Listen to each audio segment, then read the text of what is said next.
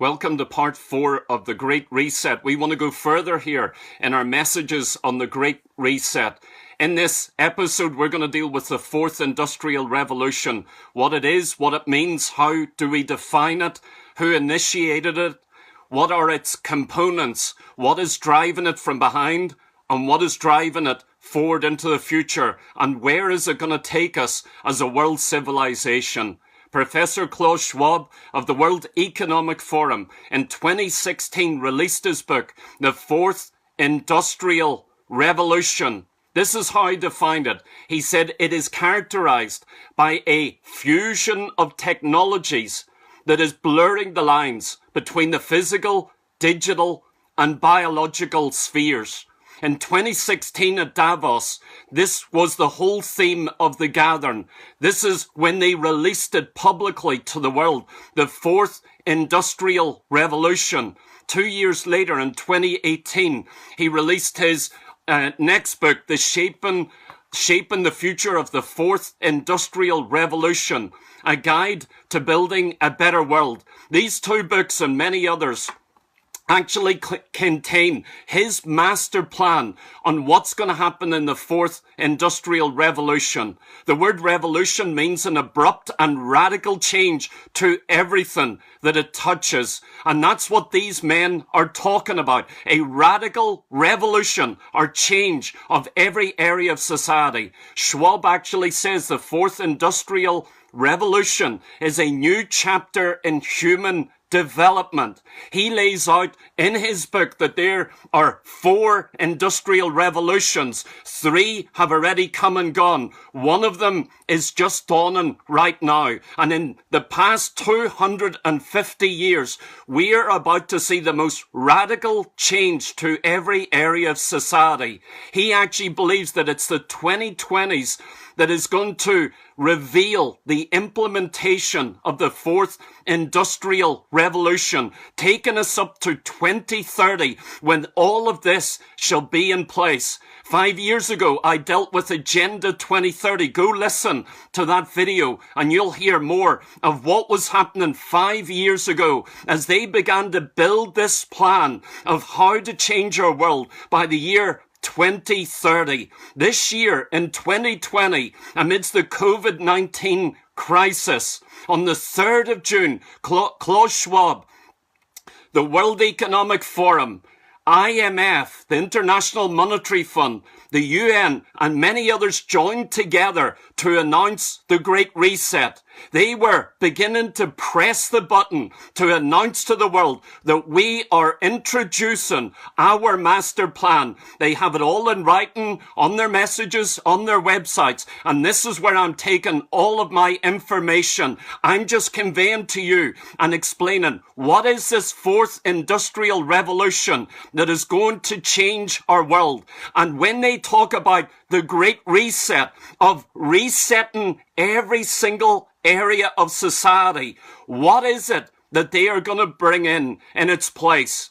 First of all, the first industrial revolution began in the 1760s and continued through to 1840 in Great Britain. It was marked by production, by the steam engine, and by the first factories. This changed our society and led to an economic and political change in Great Britain that affected our world. The second industrial revolution began in the late 1880s and continued through to the first decades of the 20th century. It was marked by mass production, electricity, steel, oil, and one of the most remarkable things, Ford's production line in mass production of cars. This was followed by radio, television, and TV over the following decades. That was the second industrial revolution, and it changed an entire generation. The third industrial revolution began in the 1960s and continued through until the 90s. It is called the computer or the digital revolution. It brought in personal computers and internet, which again, we all know, even straight down to the mobiles in our hand, changed our entire world. Now Klaus Schwab is introducing the fourth industrial revolution. He actually says that it's going to flow out of the previous three, especially the third industrial revolution. It is an extension to everything that's gone before. And listen carefully, what is the fourth industrial revolution? It is the digitalization of everything. And when they say everything, they mean everything, every single area of society. It is the fusion of different things together.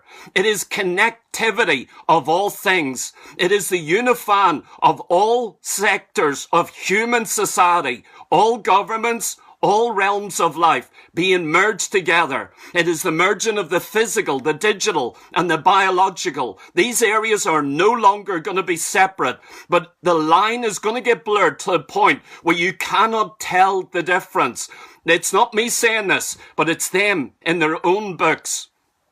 It is everything being connected through the internet, everything becoming intelligence, everything being joined together. And Schwab actually says we're going to reach by 2025 an exponential, a speeding up of all of this. It's going to explode. It's going to go from the labs and the realm of science to the high street. When this explodes on our entire society, it'll happen fast. This is what he says, at breathtaking speed, like a tsunami. You haven't seen anything yet. He introduced this idea at Davos in January 2016. He called the theme of the conference, Mastering the Fourth Industrial Revolution. You see, this isn't a natural fourth industrial revolution. They're planning it, organizing it, mastering it, and making the decisions for it. They are going to bring this into society. It's not that it's just happening. They are going to make it happen. At Davos in January 22nd, the keynote speaker was Vice President Joe Biden, who was there with Obama. Biden had been there 9 previous times, and when Schwab introduced him, I never seen such a smile on Schwab's face. There is a warm relationship between these two men. That same year, Schwab spoke at the World Government Forum on the Fourth Industrial Revolution. In 2019, they also coined the term Globalization 4.0. Why? What does that mean? They were signaling the coming shift in globalized structures across our world. Global integration of all areas of society. At the heart of Schwab's revolution is an exhilarating convergence between the capabilities of our increasingly powerful technologies. This is what he said, quote, COVID-19 has accelerated our transition into the age of the fourth industrial revolution. In other words, this speeds everything up. All that they've been planning for many years, all that they've written in their books, they say this is going to bring it at such a speed what has happened this year. This is the scenario to introduce it. Again, he says, the change underway are so profound that from the perspective of human history, there has never been a time of greater promise or potential peril. What an important time. I want to show you what is driving this agenda. What is driving it from behind? What's driving it forward? And where it's going to take us. Let me show you first concerning the environment. This is a fundamental issue of the fourth industrial revolution. The environment around us, or the green agenda. Quote again, people will not only be expected but required to make substantial sacrifices for the sake of the environment. That's in their plan. You will be required to sacrifice for this green agenda.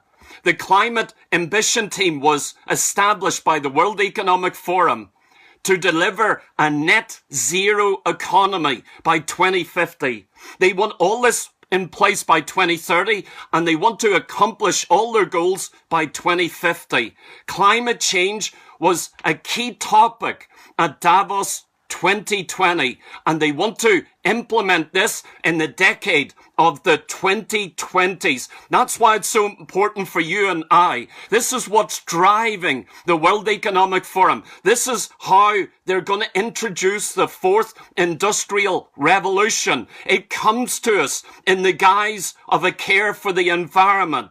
Listen, let me show you how this issue of the environment and climate change originated, when it originated, and what is hidden within it. Why are they using this? Let me take you back to 1968 and the creation of a group called the Club of Rome. It was created in the city of Rome in Italy to act as a global catalyst for change through the identification and analysis of the crucial problems facing humanity. 10 leaders from different countries created that organization, and this is what was its purpose: to act as a global planning organization. It was to be composed of scientists, economists, businessmen, heads of state, and former heads of state from every continent and nation of the world. One of their first and most serious reports was called Limits to Growth. It was published the year of my birth in 1972. It sold 12 million copies in 37 different languages, and it portrayed an array of potential crises facing humanity, such as population growth, food shortages, environmental pollution, and natural disasters. It predicted that within 100 years, man would face disastrous international catastrophes unless drastic action was taken on a united global scale by all world governments. Then its report, released in 1973, listen to what it was called: Regionalized, an adaptive model of the global world system. In that booklet, the entire world on a map was regionalized into 10 distinct sections. And this is how they described it: kingdoms, Club of Rome's 10 global groups. In that map, they displayed how they were going to split the world into 10 regions as they attempted to bring forth this climate agenda to change our entire world. The regionalized map of the earth was created by this organization. Listen to what its founder said: Our world model divides the world into 10 independent and mutually interacting regions of political, economic, and environmental coherence. The full implementation of our work will take many years. In 1995, I was listening to Gary Kives visiting our church in Scotland, and he spoke on many of these issues that we're talking about here. In 1995, after that meeting, he showed me a book from the United Nations with a map of the world split into 10 regions. This has been handed over also to the Agenda 21. In all of their information, you'll find it as well. Here you have an organization setting forth the green issue, but hidden within it, and I believe the climate change issue is a Trojan horse. Hidden within it is something very, very sinister, and it's connected into regionalizing the world into distinct political systems that are going to converge and work together. In 1991, this same club published its book, The First Global Revolution, which contained the blueprint for survival in the 21st century, which they called the world's first global revolution. It was a strategy to move the world from nation states to world governance or world government by focusing on the economy, technology, mass media, food control, water availability, environment, energy, pollution pollution growth, religion and education. In this very report in 1991, they reported and even revealed their strategy in using the environmental issue to create fear that would open the whole population to tighter political control and unity. Let me quote from it. The need for enemies seems to be a common historical factor. The ploy of finding a scapegoat is as old as mankind itself. Bring the divided nation together to face an outside enemy, either a real one or else one invented for the purpose. Every state has been so used to classifying its neighbors as friend or foe that the sudden absence of traditional adversaries has left governments and public opinion with a great void to fill. Listen to what they say. New enemies have to be identified, new strategies imagined, new weapons devised. In searching for a common enemy against whom we can all unite, we came up with the idea that pollution, the threat of global warming, water shortage, famine, and the like would fit the bill. The real enemy then is humanity itself. Do you hear what I'm saying? The Club of Rome brought forth this agenda, this green agenda. It is a Trojan horse, and contained within it is an agenda to bring forth a globalized world. It will be split into 10 regions, and it will have a strong government that's going to make humanity itself the enemy. You see, behind the World Economic Forum, they have taken this and grafted it into themselves. That's what's driving them forward. But there's something else here that's driving them forward, and it's technology. Let me quote from this Fourth Industrial Revolution by Klaus Schwab. He says, a technological revolution that will fundamentally alter the way we live, work, and relate to one another in its scale, its scope, and its complexity. The transformation will be unlike anything humankind has experienced before. We do not know just how it will unfold, but one thing is clear. The response to it must be integrated and comprehensive. In other words, everyone involved with this, involving all stakeholders of the global polity, from the public and private sectors to the academia and civil society. He's saying every country, every area of society has got to be involved in this. Our society is about to change. See, technology is at the heart of the Fourth Industrial Revolution. That's what he is saying, not me. He gives 12 key clusters of emergent technology that is going to power and drive forward the Fourth Industrial Revolution, which is going to change our entire lives in the 2020s.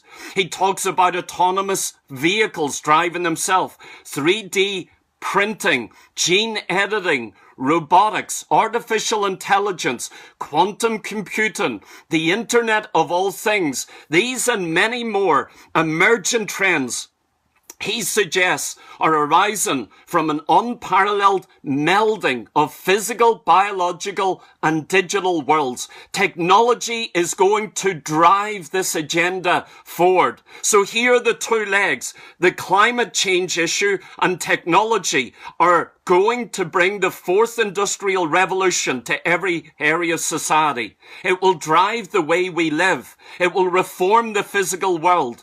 It will force us to question, rethink, and redefine what it means to be human. All I'm doing is quoting from his books and these statements. Technology will enhance humanity. We must actively shape this new world, a new global civilization. And what he says is we're only 20 years behind what Hollywood produces as science fiction. That's our track record so far. Technology will not only emerge, but it will converge. In other words, all technologies that are breaking forth at the minute. They're not only coming forth, but they're going to be weaved together and work together in unison. AI, artificial intelligence, is only one of these. In 2016, Microsoft, Amazon, Google, Facebook, IBM all announced a partnership or an alliance to work together on AI to benefit people and society. I'm sure. These are the world's largest technology companies, and more money is being put into AI and technology that's going to revolutionize our entire world. This is the fourth industrial revolution. Let me just touch on some of the components here before I come to a last and very vital point. How will the fourth industrial revolution affect our economy? They say they want to digitalize the entire economy. That means it's got to go online. 80% of the world's central banks are working on this now, a digital currency, a cashless society. No more cash in our hand. It'll all go through the internet. It'll all be digitalized. It'll all be controlled, and it's all going to be converged. At the beginning of this year, 10% of our economy flowed through the internet, buying and selling. Now at the end of this year, 90% of all purchases are made by digital money through the internet. Do you see the massive change that's just come this year? This is the fourth industrial revolution. All buying and selling is going to be digitalized. They're even talking about introducing a standard income for every person. Everyone is going to be on benefits. And what are they going to do? They're going to raise taxes. They're going to introduce wealth redistribution. And they're going to raise the age of retirement. I don't have time to say much about these points. All I'm giving you is some of the information. Second of all, what about business? They now call this Industry 4.0. And Schwab said it's going to change quickly. They're going to make businesses and companies scared that they're going to miss the digital boat. Businesses all need to be digitalized. They're talking about intelligent or digital factories. They're talking about co-sharing business with robots. They're going to become essential. Technology is taking over every area of business. And in fact, this year, they're talking about 60% of all businesses will close as a result of COVID-19. In other words, this year, 2020, the whole stage is set for them to implement the fourth industrial revolution. What they've written about and talked about for many years, this is the scenario that gives them the opportunity. Yes, close down the economy and introduce your own agenda. Close down business and recreate it in your own image. They're talking about in small businesses, because of this year, greater government intrusion, restricting what you can do and not do, who you can fire, why you can fire, stopping you from buying back shares of your own company, and restricting the pay of executives. In other words, all you bosses, you're going to be very restricted by legislation. What about work? They forced everyone to work from home. The World Economic Forum has, in January 2020, launched the Reskilling Revolution online platform to create job skills and education for 1 billion people by 2030. In other words, redefining what work is. It was just in October this year that the first Jobs Reset Summit was held on how to restart jobs, redefine jobs, rethink up jobs that we've never had. More than 1,000 leaders in business and civil society was involved with that to talk about how to shape a new agenda of growth, jobs, skills, and equity. They're talking about 50% of our jobs going because of this year, this crisis. And that 85% of the jobs that we'll do in 2030 don't even exist yet. What about a third point? Education. They want to digitalize all education in our schools. They want to change the education system. They actually point out, and Schwab does this often, the faults, the imperfection of our typical education system.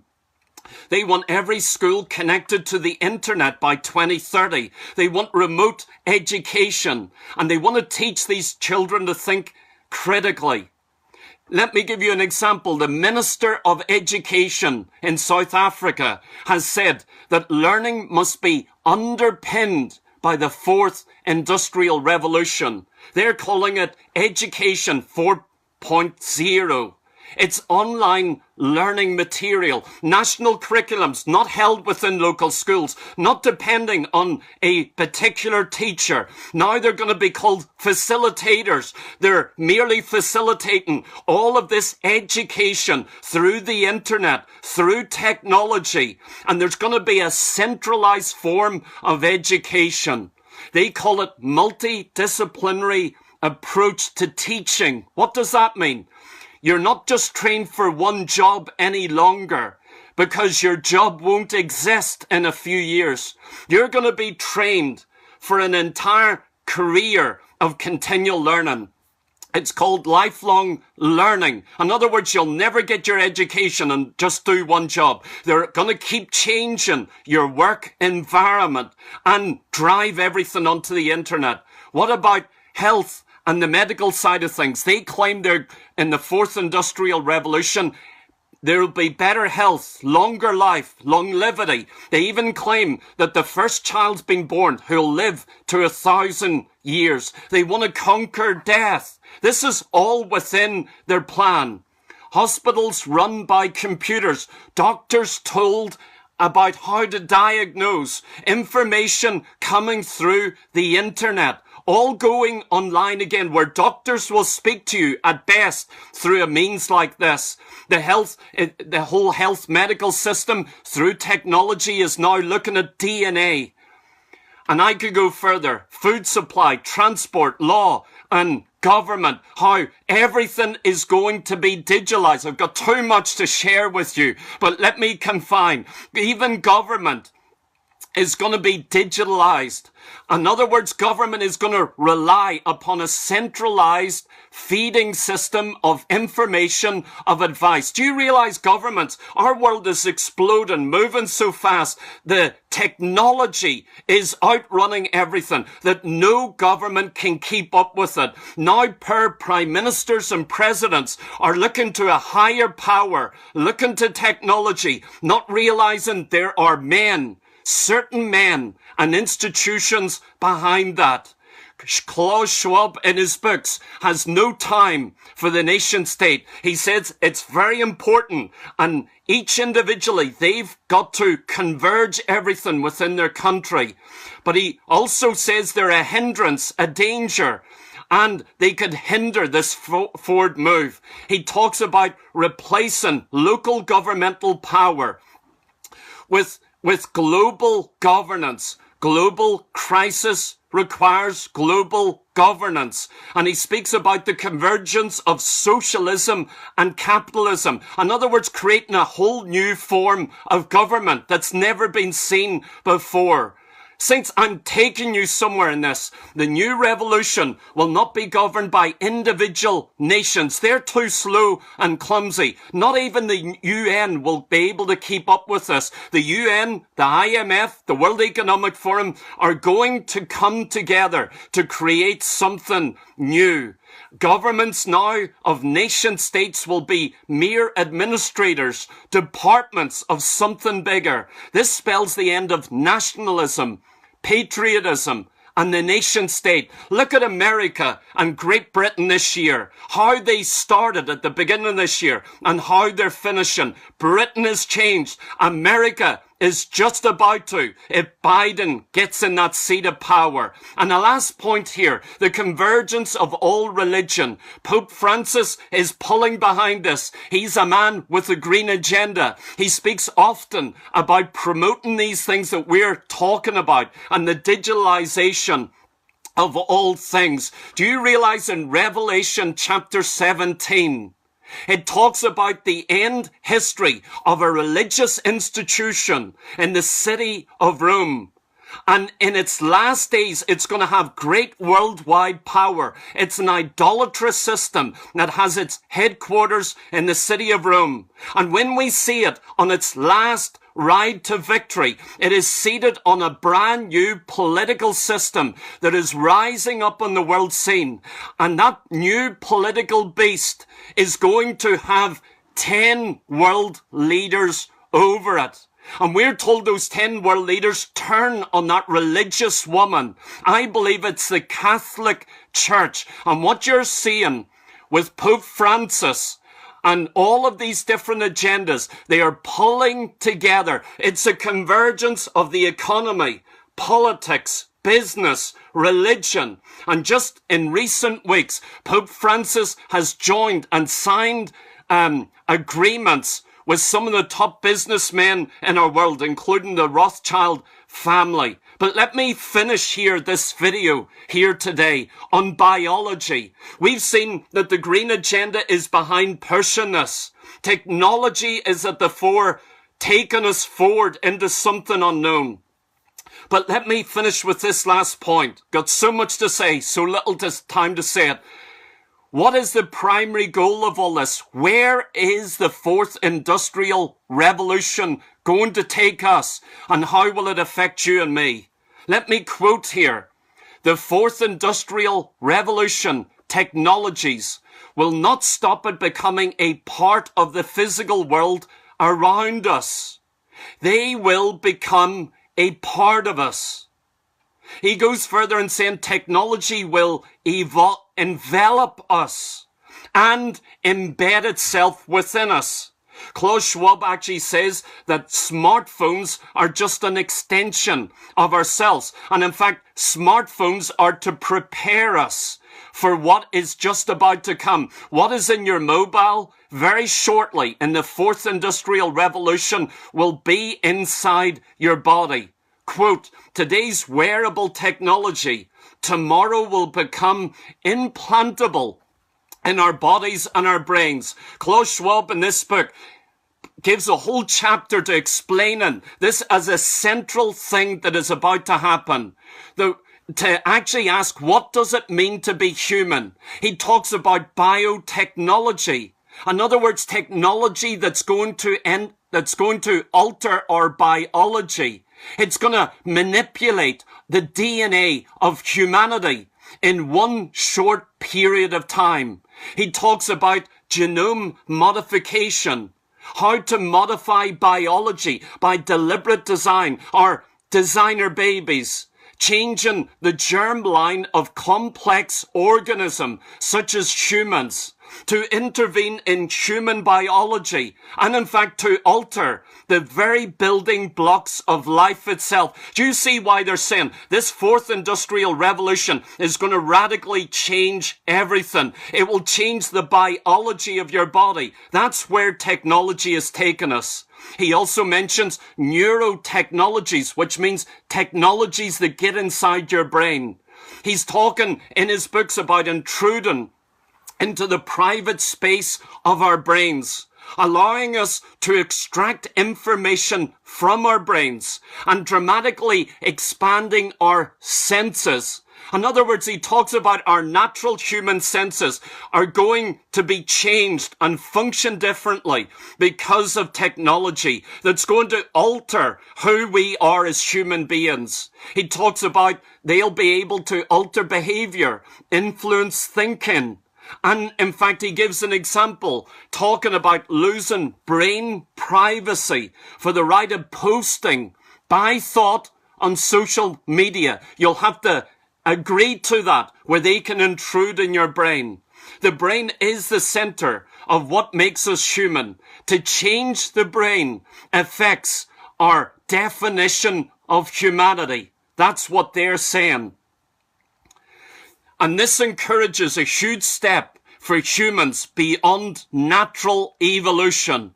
Klaus Schwab knows that a fundamental part of the fourth industrial revolution is that your body and your brain is going to change, and there's going to be a convergence of all these technologies with your physical body and with the world around us. All departments are going to converge, and this is in his own books. This is the Great Reset. This is the fourth industrial revolution. This is where it has taken us. It's going to redefine humanity. It's going to change the gene pool. This is what they want. Listen to what else he says.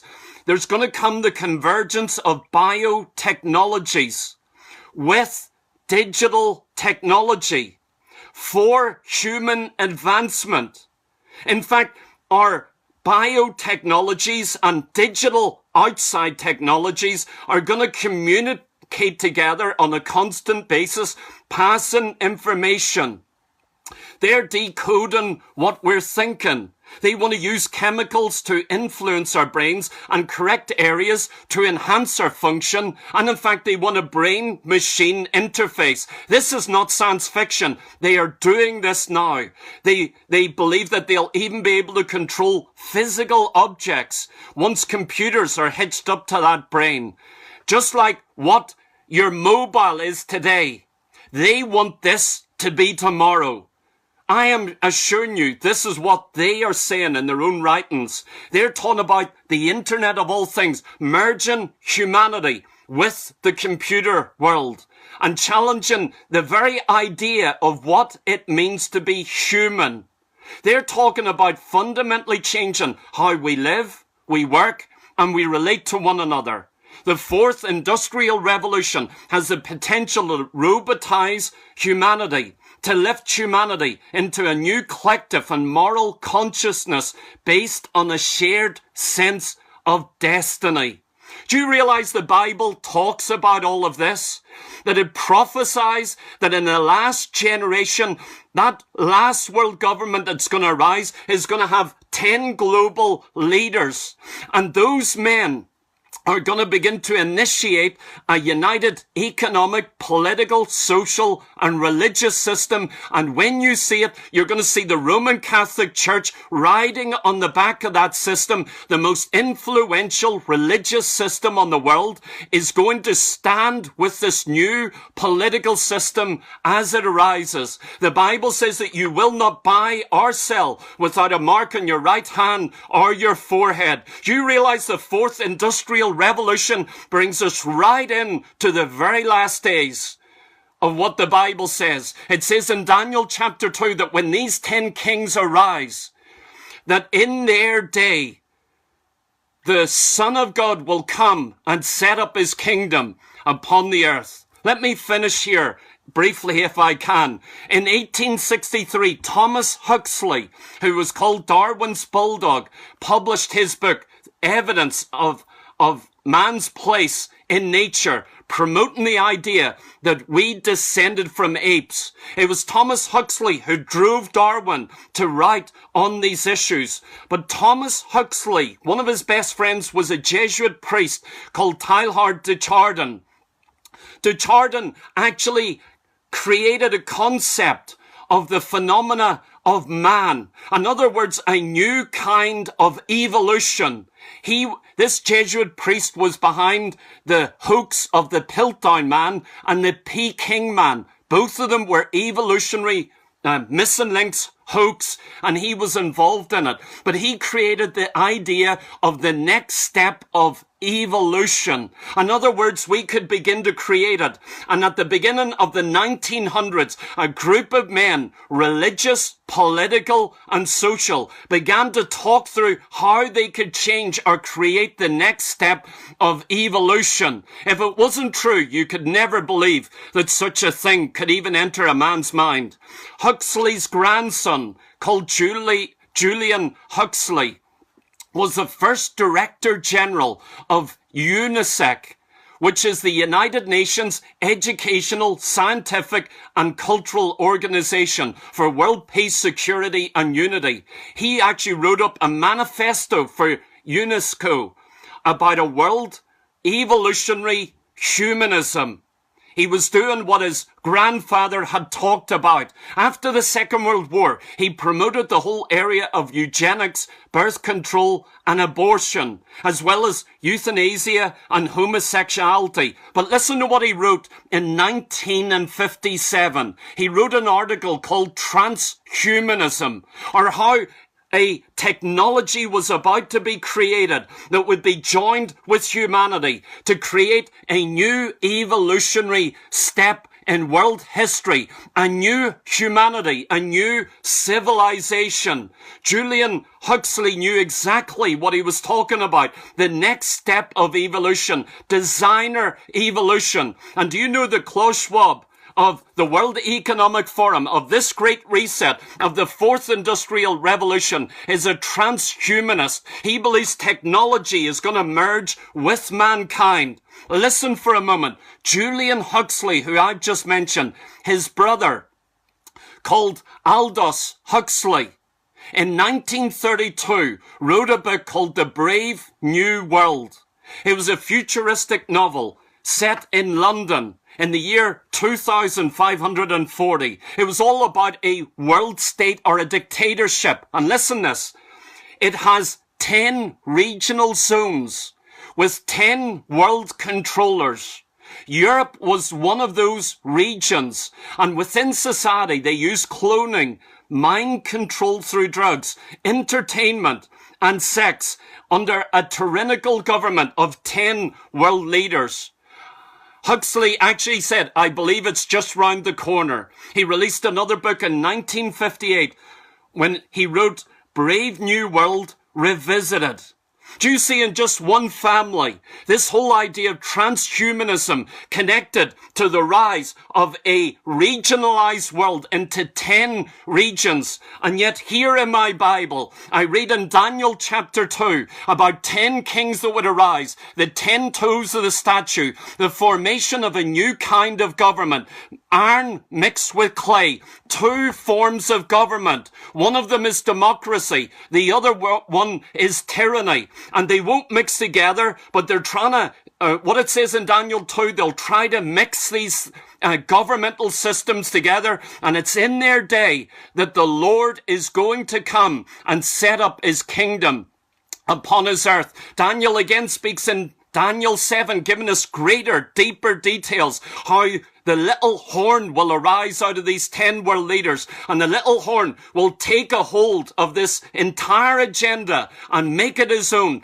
and introduce an image that looks like him, that can speak and that has power. It's called the image of the beast. I believe the world technology is going to be put on that beast, and that individual people who take the mark of that beast is going to be connected to that image of Antichrist. And you're going to have a global leader that uses the fourth industrial revolution to bring about the scenario that the Bible spoke about in Daniel 2,600 years ago, and in the book of Revelation 2,000 years ago. Let me finish here by saying, I exhort everyone who hears this, repent of your sins, believe in the Lord Jesus Christ. This is the last hour. Jesus is coming again. Are you ready to meet him? Are you born again? Are you living right before God? Are you living according to the written scriptures? If you're right with God, then I exhort you, live a life of intimacy with Jesus. Read the Bible. Pray every day. Love him with all of your heart. And can I tell you, don't stick your head in the clouds or in the sand. Go preach the gospel in this hour. I spoke at a wedding just on Saturday, and I preached about Bible prophecy. I challenged evolution, and I said you must be born again. It's a time to evangelize. Never has Bible prophecy been coming to pass in front of our eyes in such a dramatic way. Friends, I've got so much to say. I'm going to take a break for a few months. I'll come back in a few months and I'll have very important information for you to hear. If you want to know more about what I'm saying in these, get my book, The Scarlet Woman. It contains all I'm saying here and much more of how they prepared to get us here. Klaus Schwab says this is the fourth industrial revolution. It's the convergence of the financial, the political, the religious, and he talks about that, with the biological. And that smartphone of yours, he is predicting tomorrow, is going to be in your body. God bless you here today.